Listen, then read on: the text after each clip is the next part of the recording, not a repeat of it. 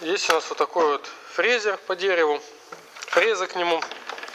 Была у нас задача вырезать под радиус фанеры. Вот на вот этой вот мы потренировались. Глубину прошли не всю, чтобы стол наш не испортить. Вот что у нас получилось. В принципе, все нормально.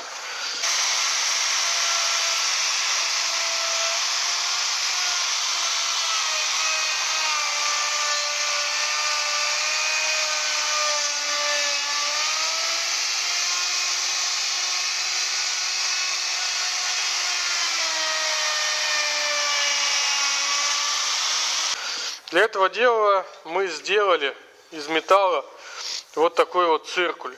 В интернете много видео видел, как люди делают это все из дерева, но мы сделали из металла, мы работаем с металлом, нам попроще. Направляющие две, пруток 12 мм, вставляется в пазы, зажимается, монтируется во фрезер. И тут монтируется он вот в эти вот отверстия. Специально под эти вот направляющие. Как мы сверлили, размещали под сверление трубу. Пруток 12 миллиметров. Расстояние от прутка до конца подошвы. То есть, у каждого фрезера может быть разный размер. Я говорю, как мы считали. У нас здесь 20. Значит, высота подошвы до прутка у нас 8 миллиметров. 8 плюс половину, 8 плюс радиус 6 миллиметров, получается 14. От низа трубы до центра отверстия 14 миллиметров.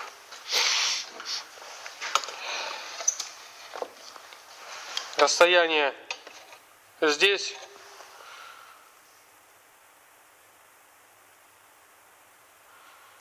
127 миллиметров.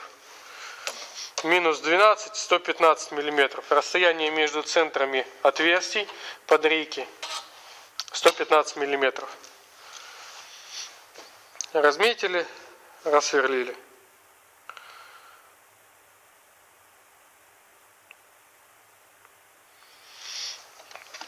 Конечно, наше изделие такое еще ржавое, некрасивое. Мы его потом покрасим, какую-нибудь краску. И будем пользоваться, отправиться на полочку для всяких приспособлений. Специально под эти вот направляющие. Вот как мы это все делаем. Здесь у нас две гайки и прижимные болты. Когда нужную длину выставляем, фиксируем. Здесь мы сделали два отверстия, два болта. Здесь у нас вот этот болт, это у нас просто он прижимной. Когда мы на него работаем, мы на него придавливаем и вращаем. Вот, то есть там изнутри просто прихватили его гаечкой. Вот здесь вот это вот отверстие у нас сквозное отверстие насквозь и приварили гайку. Вставляем сюда болт, на болт заточили.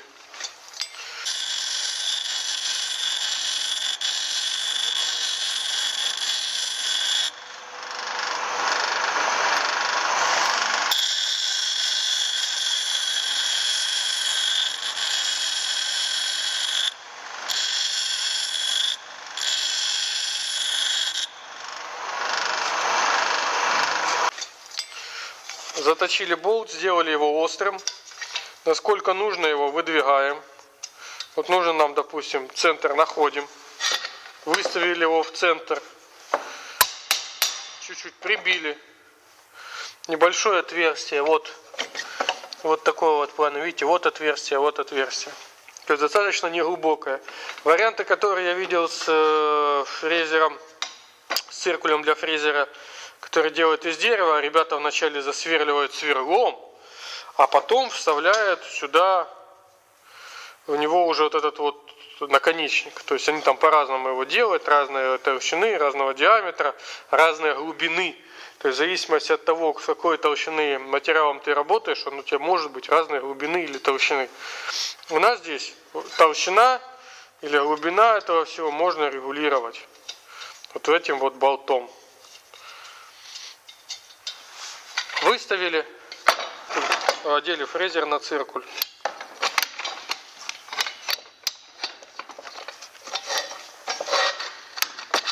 Зажали.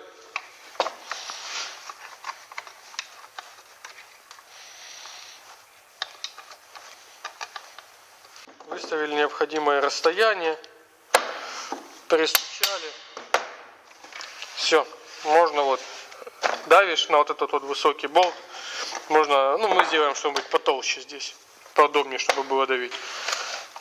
Давишь и ведешь. С чем тут, какое у нас отличие?